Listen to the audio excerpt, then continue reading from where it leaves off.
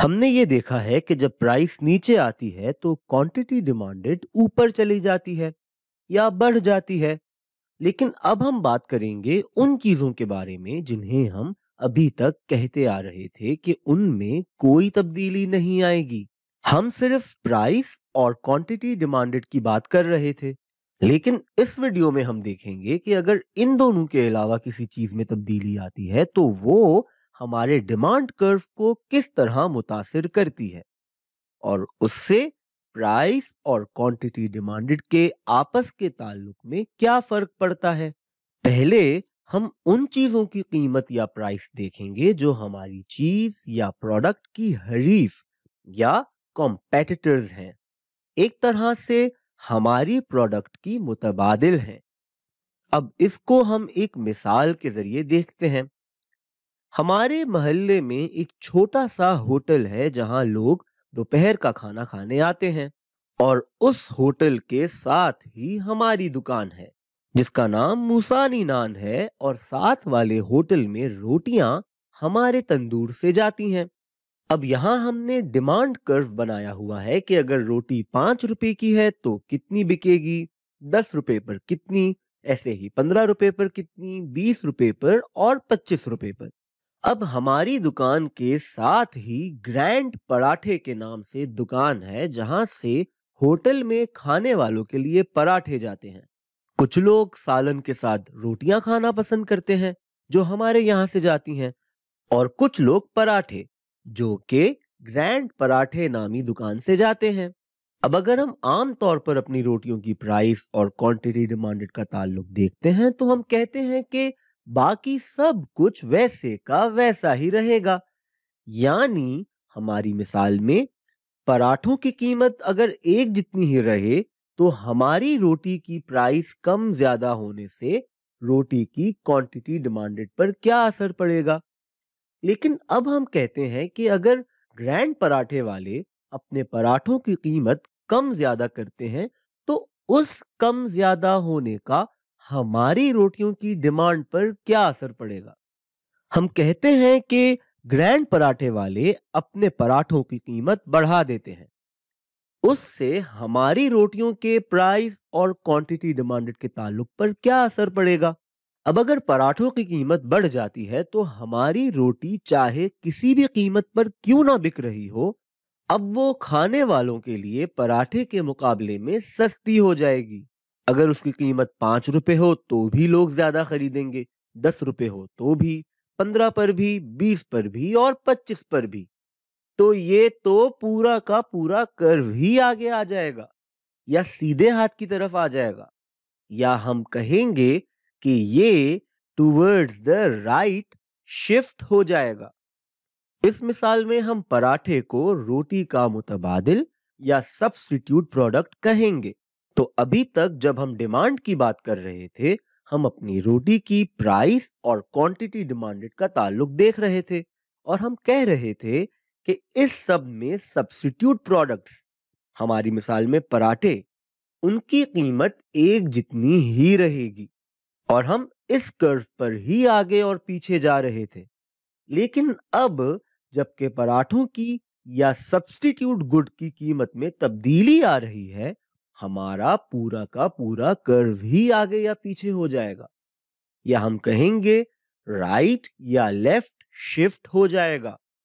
अगर सब्स्टिट्यूट की प्राइस बढ़ जाए तो हमारा कर्व राइट की तरफ शिफ्ट होता है और हमारी पूरी की पूरी डिमांड बढ़ जाती है, और अगर सब्स्टिट्यूट की कीमत कम हो जाए तो हमारा कर्व लेफ्ट की तरफ शिफ्ट हो जाता है, क्योंकि अब हमारी रोटी हर कीमत पर पराठे के मुकाबले में महंगी हो जाएगी और हमारी पूरी की पूरी डिमांड कम हो जाएगी।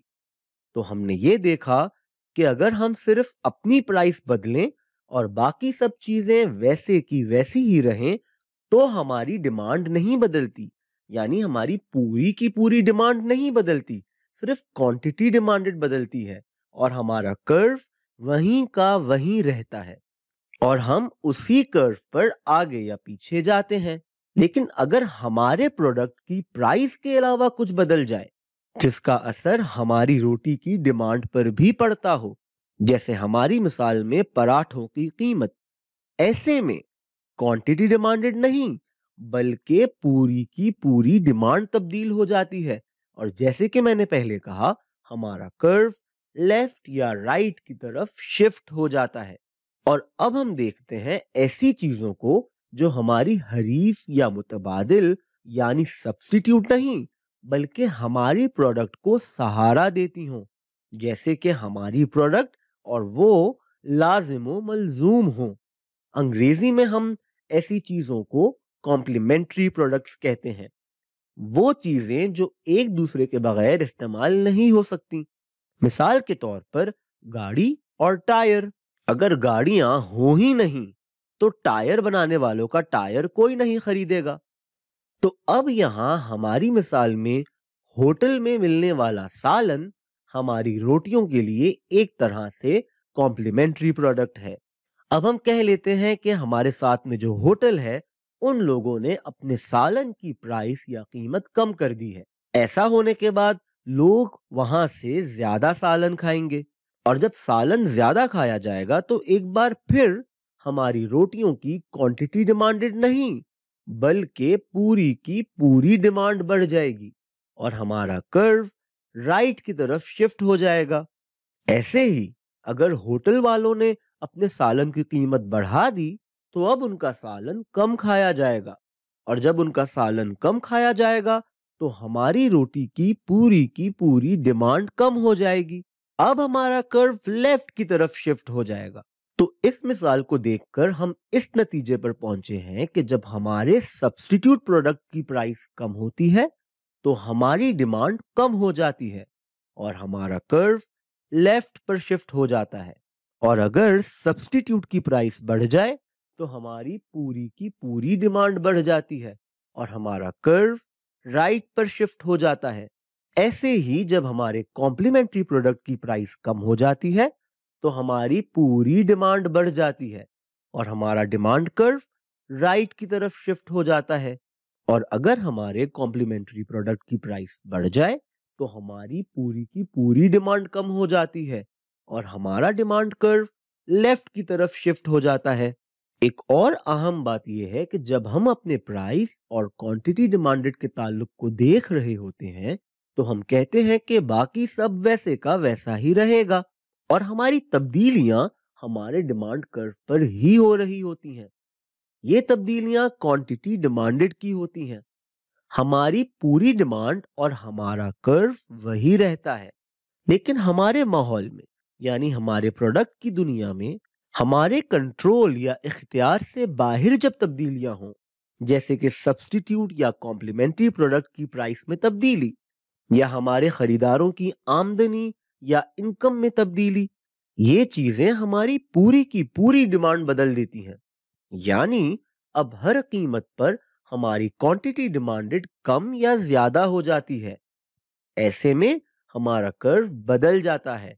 हम एक नया कर्व बनाते हैं जो कि हमारे पुराने कर्व के राइट या लेफ्ट पर शिफ्ट होने से बनता है। आगे आने वाली वीडियोस में हम इसी तरह की कुछ और चीजों को भी देखेंगे।